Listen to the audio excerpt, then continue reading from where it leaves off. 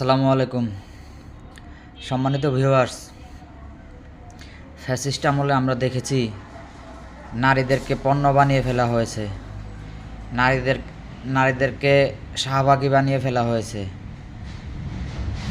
এখন আবার নতুন একটি ফ্যাসিস্টের পদধ্বনি আমরা শুনতে পাচ্ছি। এটা ঠিক ফ্যাসিস্ট না, এটা হলো মৌলবাদের পদধ্বনি শুনতে পাচ্ছি। মৌলবাদীদের একটি মহাসমাবেশ গেল গতকাল। সেখানে আমরা খেয়াল করলাম কোনো নারী নেত্রী বা নারী কর্মীদের উপস্থিতি ছিল না। এর মানে কি বুঝাচ্ছেন আপনারা?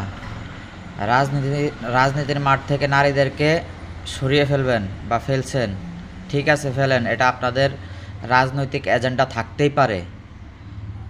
তবে মনে রাখবেন, নারীদের কাছে কিন্তু ভোট চাইতে পারবেন না। নারীদের যদি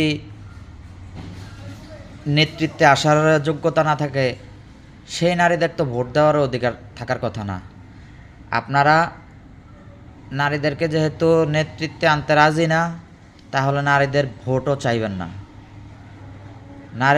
নারীরা যেই দলকে ভোট দিতে পারবে, যেই দলের নেতৃত্বে আসতে পারবে, নারীরা সেই দলকেই ভোট দেবে। বাংলাদেশের নারী সমাজকে এখনই সচেতন হতে হবে এবং নিজেদের বিবেক খাটিয়ে চিন্তাভাবনা নেবেন। আপনারা বাজারের পণ্যও হবেন না, আবার আপনারা ঘরবন্দিও হবেন না।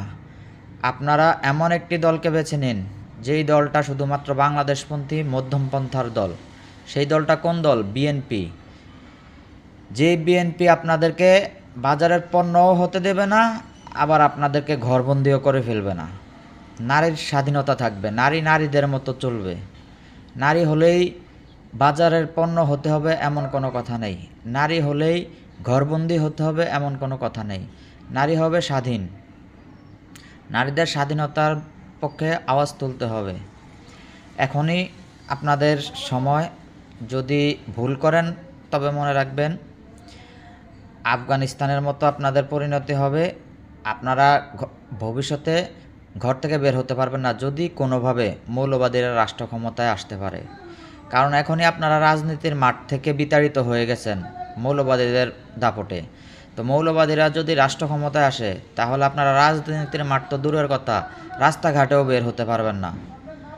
সো এখন থেকেই সতর্ক হন, সজাগ থাকুন। আসসালামু আলাইকুম।